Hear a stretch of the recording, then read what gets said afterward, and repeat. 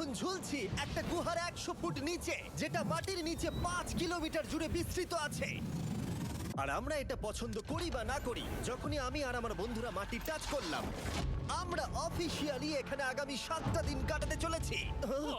বাবারে, এটা আমার জীবনে করা সবথেকে ভয়ঙ্কর জিনিস। প্রথমত, আমাদের এখন এখান থেকে অনেকটা দূরে যেতে হবে। কেন? যদি ঝড় বৃষ্টি হয় তাহলে এই পুরো জায়গাটা জলে ভরে যেতে পারে, আর সমুদ্রের মতো ঢেউ এসে সবাইকে ভাসিয়ে নিয়ে যেতে পারে। সেই জন্য আমাদের আরো ভিতরে যেতে হবে একটা বেস ক্যাম্প বানানোর জন্য। ভাই এটা পুরো পাগলাম। এটা একটা অন্য জগৎ মনে হচ্ছে। এই কেভ এন্ট্রান্সটা হয়তো দেখতে সুন্দর, কিন্তু দেখে যা মনে হচ্ছে আসলে তা নয়। আর আমরা হয়তো জানি না যে আগামী 7টা দিন আমাদের জীবনের সব থেকে কঠিন সময় হতে চলেছে।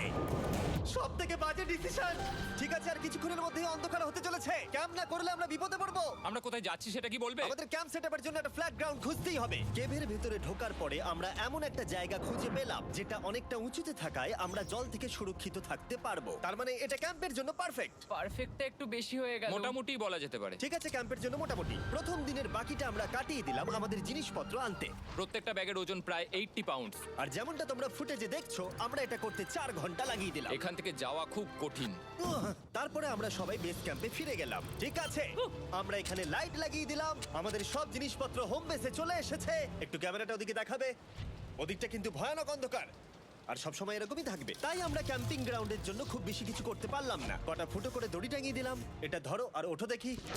মনে হচ্ছে আমাদের হ্যামকগুলো ভালোই সাপোর্ট পাবে। আর তারপরে আমাদের সার্ভাইভাল গাইড জোয়ের সাহায্যে আমরা হ্যামক টাঙালাম। এই সরু দড়িটা আমার হ্যামকটাকে ধরে রাখবে। হ্যাঁ, ডিনার খেয়ে আমরা প্রথম রাত্রি ঠান্ডার জন্য তৈরি হলাম। আমি মিথ্যে কথা বলবো না, আমি যতটা ভেবেছিলাম তার থেকে এই হ্যামকটা অনেক বেশি কমফোর্টেবল। এই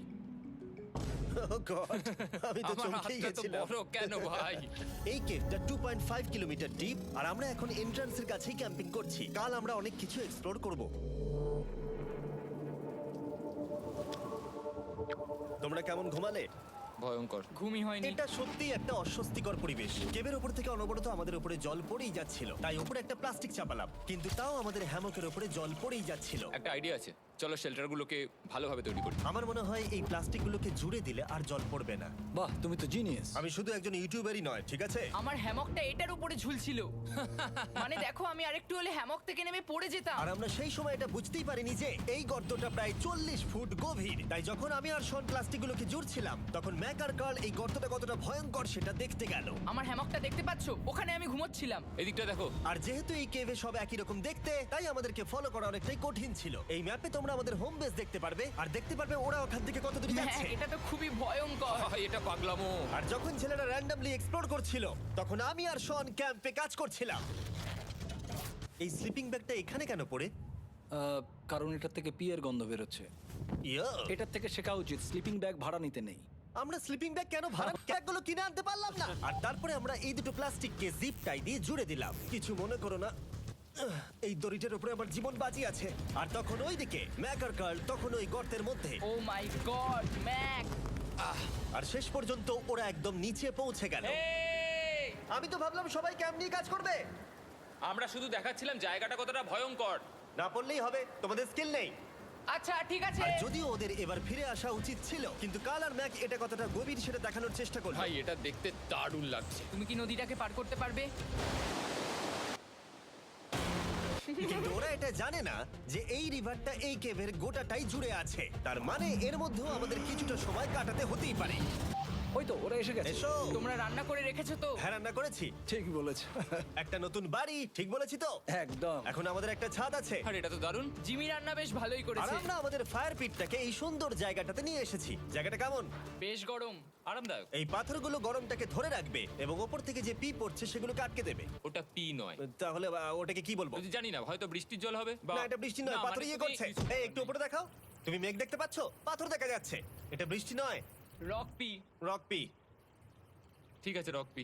ঠিক আছে, এটা রক পি। আর একটা শুকনো রাত ঘুমিয়ে কাটাবার পরে আমরা ঠিক করলাম জো আমাদের সার্ভাইভাল এক্সপার্ট, তাকে নিয়ে আমরা কেভের শেষ প্রান্ত অব্দি যাব। Cave, cave! Cave, cave! Cave, cave.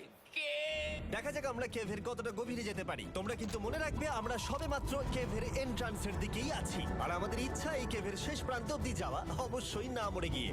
ও মাই গড, এটা তো খুবই স্টিফ। আরে এটা তো সবে শুরু। আমরা কেভের আরো গভীরে এসেছি। তোমরা সবাই সাবধানে আসবে।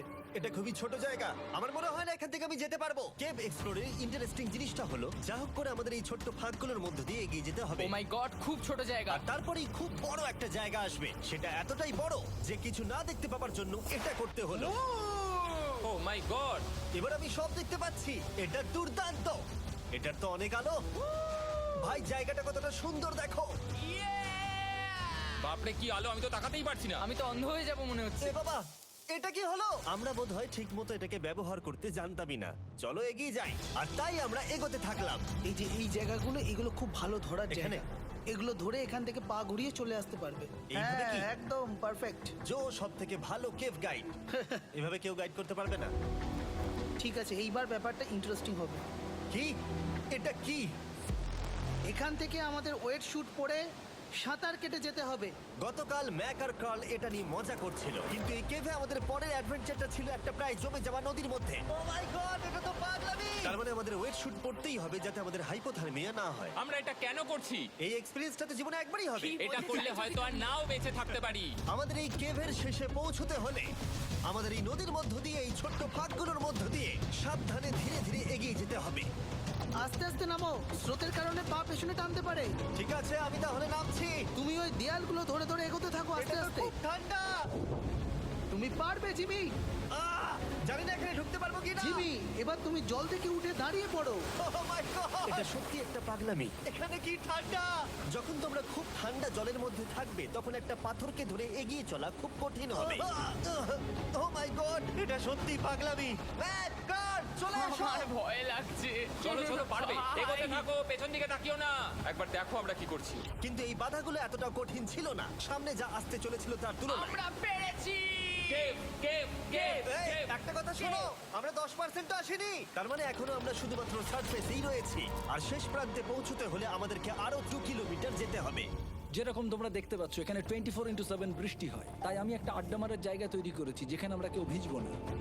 আমি ভাবছি আমি যদি এটা না বানাতাম তাহলে কি হতো। আমি নিশ্চিত যে ওদের একটা ভেজা পাথরের উপর শুতে হতো। আমাদের ক্রমাগত এগিয়ে যেতে হবে এবং শরীরটাকে ভিজে রাখতে হবে। ঠিক আছে। নইলে আমাদের শরীরের তাপমাত্রা কমে এটা যাবে। এতটা কঠিন কেন? সব থেকে বাজে ব্যাপার হলো আমরা যতটাই দিকে এগোবো ততটাই আমাদের পিছন দিকে ক্যাম্পে ফিরতে হবে। আমাদের পরের বাধাটা হয়তো জলের মধ্যে নয়, কিন্তু তার মানে এটা নয় যে সেটা সহজ হবে। আরে এটা কি মাকড়সার জাল? কিন্তু আমি মাকড়সা দেখতে পাচ্ছি না। তার কেন? মানে ওটা আমাদের উপরে আছে। আরে তোমার গায়ে, তোমার গায়ে। আমার বন্ধুরা কত বাজে। এই গেমটা মিস্টার বিস ভিডিওর মতো, যত এগোবে ততই কঠিন হবে। সত্যি কথা বলতে যদি আমাদের সাথে জো না থাকতো আমরা মরেই যেতাম। আর 3 ঘন্টা পরে জো আমাদের জন্য একটা বাজে খবর নিয়ে এলো। জল অনেকটা বেড়ে গেছে আর আমরা অনেকটা সময় লাগিয়ে ফেলেছি, তাই আজকে আমাদের আবার ক্যাম্পে ফিরে যেতে হবে। আমি মানবো না। তুমি সেফটি এক্সপার্টের কথা অমান্য করতে পারো না। আমি এটা মানবো না। সত্যি কথা বলতে আমাদেরকে ফিরতেই হতো, কারণ এর আগে আমরা শুট করতে অনেকটাই সময় নষ্ট করে দিয়েছি। তারপর ফ্লেয়ার নিয়ে খেলেছি, তাই আমরা ফিরে যাচ্ছি আর এই মিশনটা আমরা পরের দিন আবার শুরু করব। শন, আমরা এসে গেছি। আরে তুমি এখানে কি করছিলে? এখন তোমরা কেউ ভিজবে না। আমি তো জানতামই না এই লাইটগুলো আমরা এনেছি। এগুলো দারুণ লাগছে তাই না? দুঃখের বিষয় আজকে আমরা মাত্র 20% এগোতে পেরেছি, কিন্তু বিশ্বাস করো আমরা শেষ পর্যন্ত অবশ্যই যাব আগামী কয়েকদিনের মধ্যেই। আমার মনে হয় কোনোদিনই হবে না। আমি তো বললাম। আমরা ডে 4টা রেস্ট নেব আর ডে 5 এ চেষ্টা করব এই কেভের শেষ অবধি যাবার। দেখা যাক কি হয়। ডে 3 তে মজা হলো, কালকে আবার দেখা হচ্ছে। আর কেভের ভিতরে 3টে খুব বাজে রাত কাটাবার পরে পরের দিন সকালে আমাদের মাথায় শুধু একটাই কথা আসছিল। আমার একটা হট শাওয়ার চাই, তবে আমি এখন একটু শান্তি পাবো। ও, এখন শাওয়ার পেলে কিন্তু দারুণ হয়। আমি চান করিনি প্রায় 3-4 দিন হয়ে গেল। তোমরা নিশ্চয়ই জানো কেভের মধ্যে শাওয়ার করা সম্ভব নয়। আমাদের অনেকটা পথ হেঁটে সাবধানে আগের রিভার বেডের কাছে পৌঁছতে হলো। ও মাই গড! আমি আমার ব্রেনকে ফিল করতে পারছি। আমি এভাবে ব্রেনকে ফিল আমার করিনি। কপালটা জমে গেল পুরো। চলো ড্রোন দিয়ে মাথার চুলগুলো শুকিয়ে নি। এদিকে এসো ড্রোন। ও দাঁড়াও দাঁড়াও দাঁড়াও, এটা কিন্তু কাজ করছে। হ্যাঁ, দারুণ কাজ করছে। ড্রোন থাকতে হেয়ার ড্রায়ারের কি দরকার? আর চুল শুকানোর পর আমরা জোয়ের সাথে জার্নির প্ল্যান করতে বসলাম। এটা কি জো? এটাই কেভের ম্যাপ। আগেরবার আমাদের থামতে হয়েছিল কারণ জল খুব জোরে বইছিল। এখন বৃষ্টি কম হচ্ছে, তাই কালকে আমরা নিশ্চয়ই এই কেভের শেষে পৌঁছে যাব। এটা ভয়ঙ্কর হতে চলেছে। প্রথমে আমাদের কালকে যেখান দিয়ে গেলাম সেখান দিয়ে আগে যেতে হবে। জলের মধ্যে ঝাঁপ দিতে হবে এবং পাথর দেখে হাঁটতে হবে। এগুলো সবকটা আমরা যদি পার করতে পারি তাহলে আমরা গ্লো ওয়ার্ম চেম্বারে পৌঁছে যাব।